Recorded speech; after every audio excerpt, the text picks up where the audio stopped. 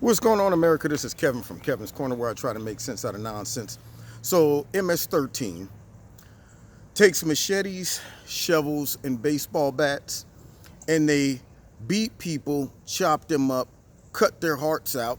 These people are animals. Then, after I make that statement, everything I said about how MS-13 is was trumped by the fact that at the end I said, and these people were animals. So now all of a sudden, the only takeaway that the media gets from that statement, or liberals get from that statement, or the Democrats get from that statement is this guy called illegal immigrants or immigrants or Mexicans or whatever, he called them animals, but didn't stop to listen to why I called them animals, didn't care about the fact that they chopped people up, killed people, cut hearts out. Only thing they heard was animals. So what they wanted to do was chop off the whole front part of that statement, because their goal and objective is not to analyze the substance of my statement and is it applicable to that person, but instead to deflect the characteristics that I just described and go straight to something that they can pin on me by saying you must be racist because you called these poor, just destructive murderers animals. That's what happened last night at the rally. President Trump ran off a list of things that Ilhan Omar has been saying, okay?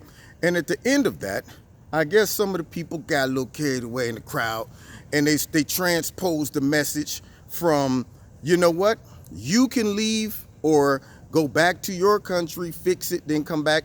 However Trump put it in the beginning, the audience got a little carried away and they start saying, send her back, which the media now has jumped on, and they're saying this is all rhetoric from Trump. She's in danger. He's a racist. All his people are racist, because now what they're saying is not you can leave if you want, but instead we're going to send you back to your country, knowing that Trump is really not going to send nobody back to the country.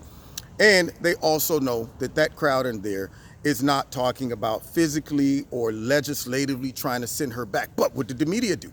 They don't care if everything Trump said about Ilhan Omar leading up to that was true. No, they don't care about that stuff. They were waiting for an opportunity, a slip up, a misstep, so they can redirect the attention away from the atrocities and the horrific statements that Ilhan Omar has made, and now say, well, forget that. Don't pay attention to that. Look at the people in that rally, and Trump didn't stop it immediately. He didn't say, everybody shut up. What are you doing? You're going to get me in trouble. So he simply just went on to the next topic or next statement, trying to calm the crowd down so people will listen. So the media, of course, is making this into the story. You know, obviously, that's the plan. That's the goal. Now, if Trump was really racist and he wanted to send Somalians back, then it wouldn't just be Ilhan Omar. There's a lot of Somalians in America, ladies and gentlemen. There's a lot of nationalities in America. Ilhan Omar is the person who, for whatever reason, chose her hill to die on by picking fights with not only the president, but the whole country. She's going around just, America sucks. So what you've done, Ilhan Omar, is created a horrible enemy, though, because you don't want an enemy like Trump, because he's gonna make sure that the people know exactly why your butt probably shouldn't even be in Congress. And he's also going to make it his mission to highlight how ungrateful, how disrespectful she is, how nonchalant she is concerning her hatred, how non-apologetic she is when concerning the things that she said about Israel and Jews. She don't care. She was on the morning show the other day. Well, do you feel bad about what you said? No. What I do appreciate. I appreciate the fact that I've had the opportunity to learn that my words can hurt people. And, you know, that's what I've learned. That's the thing that I drew out of this. My takeaway from it is what you say could hurt others. So you're telling me then, as a full-blown adult that made it all the way to Congress, you're just learning this lesson? I thought we start learning that one in kindergarten. Use your words correctly. You don't want to hurt this person. Words hurt more than hitting them. All of these things you learn early. So maybe we made a mistake by letting you get into Congress. I mean, but it's not my fault. I didn't vote for her. So this lady right now is riding a wave of victimhood. And of course, they trying to point it right back to the president. Oh, well, because he got up and he said these things, that's why. And I'm saying, okay, let's overlook all the things that she's been saying and doing. And then you got people losing their mind on my Facebook page and my timeline and on the Twitter. They're all whining, talking about, they're trying to make comparisons that don't make sense because they missed the bigger theme. They're all missing the bigger theme, and that's why they're going to get their faces smashed in when it comes down to 2020.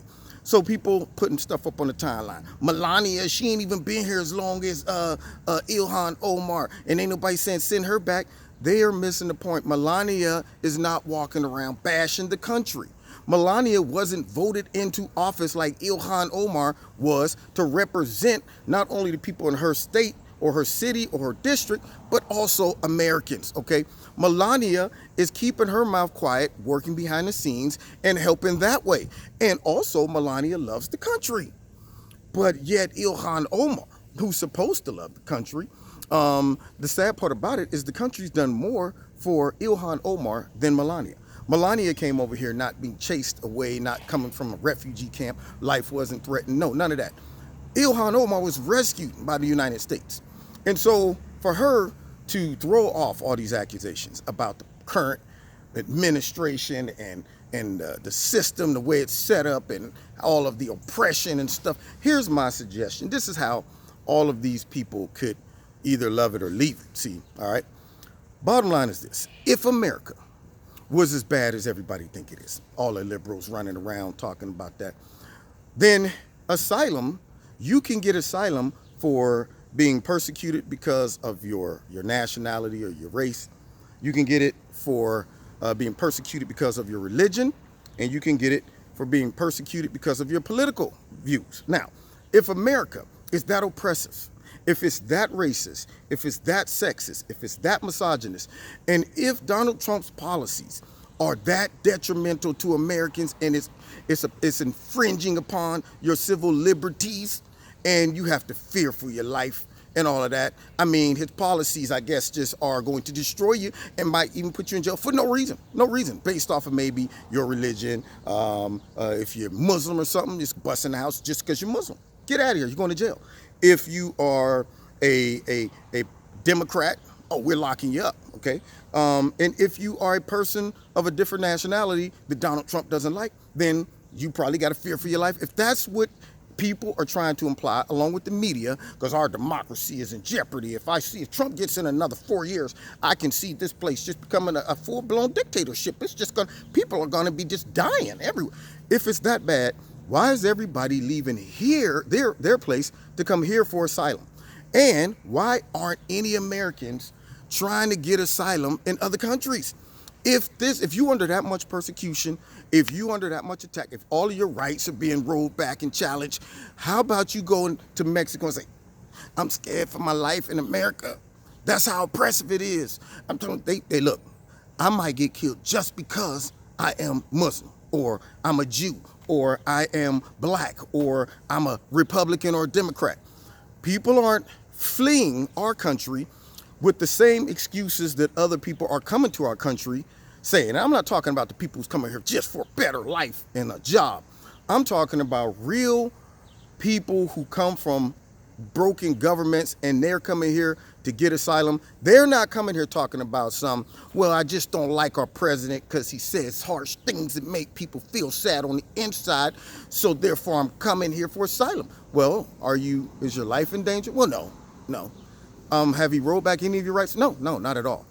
Are you being told you can't practice your religion? No.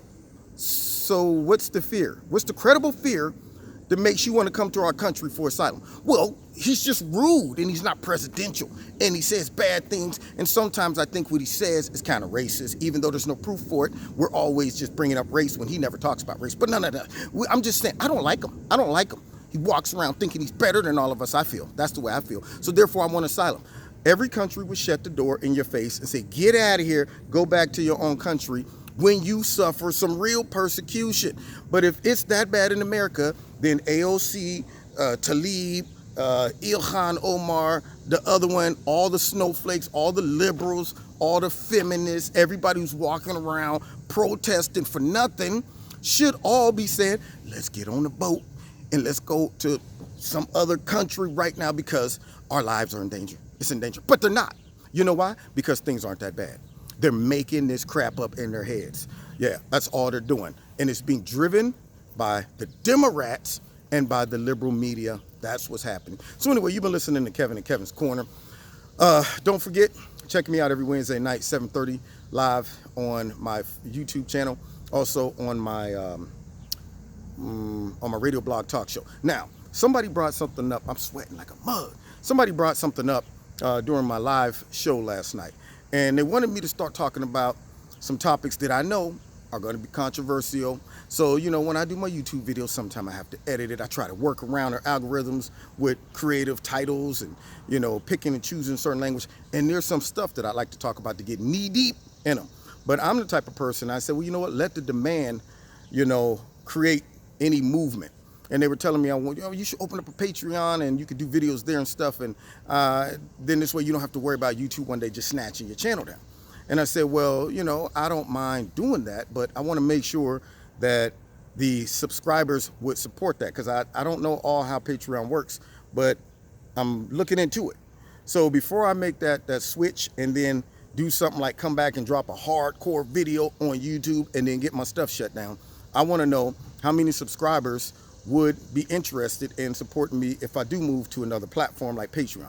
Not saying that I'm going to abandon YouTube, but it will give me that freedom to be able to talk about some more controversial stuff and say exactly what I want without fear of waking up in the morning. Let me see how many views I get. Whoa, wait a minute. Where's everything? It's gone. Excuse me, Mr. YouTube, where's my stuff? Oh yeah, you didn't get that memo? Yeah, we don't like what you're saying. It's all gone. So just let me know in the comments. And I don't even know anything about Patreon like that, but I am going to look into it. It was a suggestion, and I said I'll bring it up and see how the subscribers feel about it. Anyway, don't forget, if you want to purchase Extreme Tees, there's a link in the bottom. Up until Sunday, it's free shipping. Not to mention, you put my name in the promo code, you get a 20% discount. And find me on Facebook, Twitter. Hit like, hit share, hit subscribe, and the notification button. And if you want to donate to Kevin and Kevin's Corner, there's a link in the bottom to do that as well. God bless. See you next time at Kevin's Corner.